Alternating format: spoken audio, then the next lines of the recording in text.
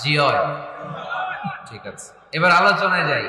সুখী পরিবারের ফর্মুলা কোন পরিবার? আওয়াজ করে বলেন, আরো জোরে বলেন। সুখী পরিবারের ফর্মুলা কোরআন সুন্নাহর আলোকে আজকে আমরা এটা জেনে যাব, কি করলে আমাদের ফ্যামিলিগুলো সুখী হবে, সমৃদ্ধ হবে। কোরআন থেকে আমরা যদি প্রেসক্রিপশন নেই, তাহলে কোরআন বলে আমাদের ফ্যামিলিগুলোকে সুখী আর শান্তিময় করতে হলে আমাদের ফ্যামিলির ভেতরে একে অপরকে সালাম দেওয়ার প্রচলন বাড়াইতে হবে। কি দিবেন? আওয়াজ করে বলেন, কি দিবেন? ফাইদা দাখালতুম বুয়ুতান ফাসাল্লিমু আলা আনফুসিকুম তাহিয়াতাম মিন ইনদিল্লাহি মুবারাকাতান তাইয়্যিবা। রব্বুল আলামিন বলেন, যখন তোমরা তোমাদের ঘরে ঢুকবা, ঢুকেই পরিবারবর্গকে একে অপরকে সালাম দাও। এটা আল্লাহর পক্ষ থেকে অভিবাদন পদ্ধতি, এটা বরকতময়, এটা পবিত্র। সুবহানাল্লাহ পড়েন।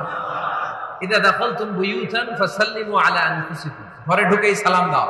সালাম মানে শান্তি। সালাম দেই না, এজন্য ঘরে শান্তিও নেই। ঠিক কি না? আজকে যে সালাম দেওয়া যাবে না, বাসায় যে ভাবির আগে সালাম দিবেন, পারবেন না? ভাবি আগে দিতে হবে। কে আগে দিবে শুনি? আপনি আগে। তুমি বিয়ে করছো নি? হ্যাঁ, আগে আগে সালাম দিবেন। রাজি আছেন? ঘরে ঢুকেই সালাম। বাবা দিবে ছেলেকে সালাম, ছেলে দিবে বাবাকে সালাম।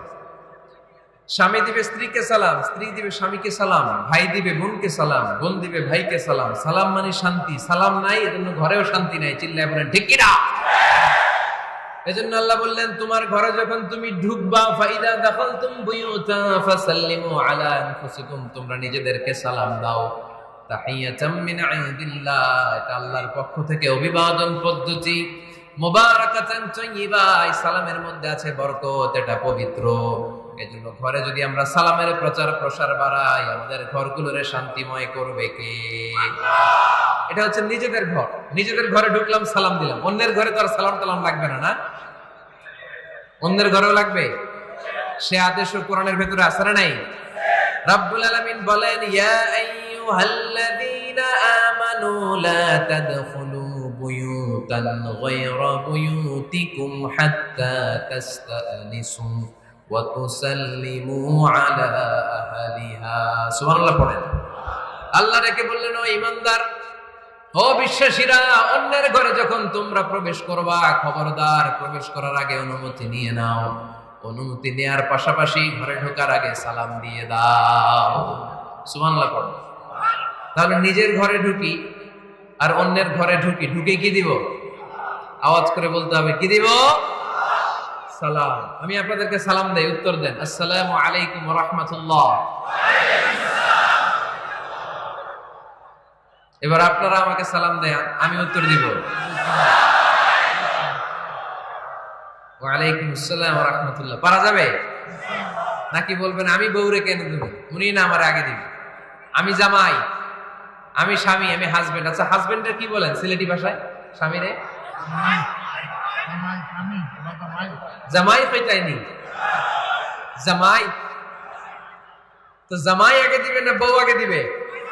হ্যাঁ বলেন, আমি আগে দিব। কে আগে দিবে? আমি। আগে আগে সালাম দেন। আল্লাহর হাবিব সাল্লাল্লাহু আলাইহি ওয়াসাল্লাম বললেন, সহিহ মুসলিমের বর্ণনা, সহিহ মুসলিমের বর্ণনা, আওয়ালা আদুল্লুকুম আলা শাইইন ইযা ফাআলতুমুহু তাহাবাবতুম।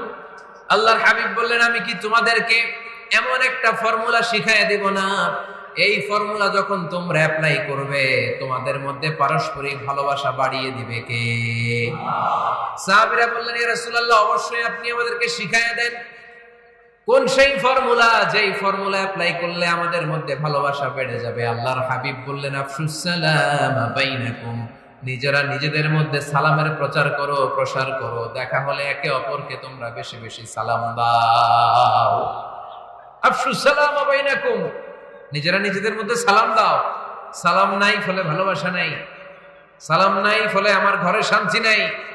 তাহলে ঘরে শান্তি আনার এক নম্বর ফর্মুলা হচ্ছে সালাম। চিল্লায় বলতে হবে সোজানগরের ভাইরা, এক নম্বর ফর্মুলার নাম কি? সালাম। সাইয়েদনা আদম আলাইহিস সালামকে যখন আল্লাহ তাআলা বানালেন, বানানোর পরে আল্লাহ বলেন না আদম সিজদা করো, আদম কোরআন তেলাওয়াত করো, আদম জিকির করো, আদম তাসবিহ পড়ো, না। আল্লাহ প্রথম যে আদেশটা দিয়েছেন সেটা হচ্ছে সাল্লিম, আদম সালাম দাও। আদম কি দাও? সালাম দাও। আল বাদিউ বিসসালামি বারিউম মিনাল কিবর, আগে আগে যে সালাম দেয় তার অন্তর থেকে অহংকার উঠিয়ে নেয় কে? আমাদের অন্তরে অহংকার আছে না নাই? যাদের অন্তরে বেশি বেশি অহংকার, তার আমরা বেশি বেশি সালাম দিব। আমাদের হৃদয়টাকে অহংকার মুক্ত করে দিবে কে? সহিহ বুখারীর বর্ণনা, লাম্মা খালাকাল্লাহু আদম ওয়া কানা তুলুহু 60 যিরাআন, রব্বুল আলামিন সাইয়েদনা আদম আলাইহিস সালামকে যখন তৈরি করলেন 60 হাত লম্বা করে বানালেন।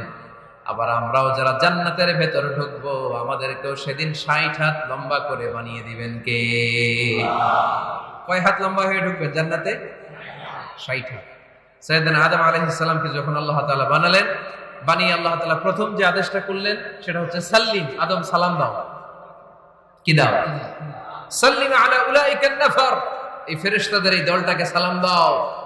কারণ ইবলিস অহংকারের কারণে সে হয়েছে জাহান্নামী। আল্লাহ চেয়েছেন আমার আদম যেন অহংকারী না হয়, এজন্য আগে আগে সালাম দেওয়া শিখাইয়া দিলেন। চিল্লায় পড়েন আল্লাহু আকবার। আগে যে সালাম দেয় তার হৃদয় থেকে অহংকারকে আল্লাহ মুক্ত করে দেয়, এজন্য আগে সালাম দিবে। মুরব্বীরা বসে থাকবেন না যে বাচ্চাটা আমার আগে দিবে। অনেক মুরব্বীরা এরকম করে যে আমি দেবো কেন, আমি তো মুরব্বী, ছোটরা আমারে দিবে, এরকম আছে না নাই? আপনি দেন না। আপনি কয়েকদিন দিতে দিতে লজ্জায় পড়ে বাচ্চাটাও আপনার সালাম দিতে শুরু করবে, ঠিক কিনা?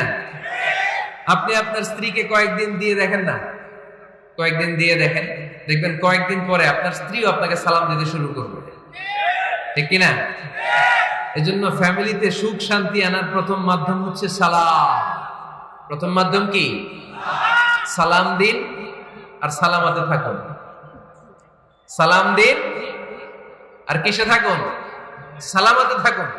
জান্নাতে যখন জান্নাতীরা যাবে, জান্নাতীদেরকে বারবার সালাম দেওয়া হবে। প্রতিটা গেটেই ফেরেশতারা সালাম দিবে। চিল্লায় পড়েন আল্লাহু আকবার। ফেরেশতারা বলবে সালামুন আলাইকুম তিবতুম ফাদখুলুহা খালিদিন। ও জান্নাতীরা আসেন, বসেন, আল্লাহর পক্ষ থেকে আপনাদের জন্য সালাম। ওয়া তাহিয়াতুহুম ফিহা সালাম, জান্নাতের অভিবাদন পদ্ধতির নাম হচ্ছে সালাম। জান্নাতীরাও একে অপরকে সালাম দিবে। সুবহানাল্লাহ পড়েন। জান্নাতে ঢুকলেই সালাম, জান্নাতে বসলেই সালাম, জান্নাতে একে অপরের সাথে দেখা হলেই সালাম। তাই যারা ঘরের ভিতরে জান্নাতি আমেজ উপভোগ করতে চান তারা একে অপরকে সালাম দিবেন। রাজি আছেন? সালাম দিন আর সালামাতে থাকুন। ঘরে যারা জান্নাতি সুখ অনুভব করতে চান তারা সালাম দিবেন। তাহলে আজকে থেকে ঘরে সুখ সমৃদ্ধি আর শান্তি ফিরিয়ে আনার প্রথম ফর্মুলা আমরা জানলাম সালাম। চিল্লায় বলেন প্রথম ফর্মুলা কি? পদ্ধতি হচ্ছে ঘরে ছবি টাঙিয়ে রাখবেন না। ছবি না, বিয়ের ছবি টাঙিয়ে রাখবেন না।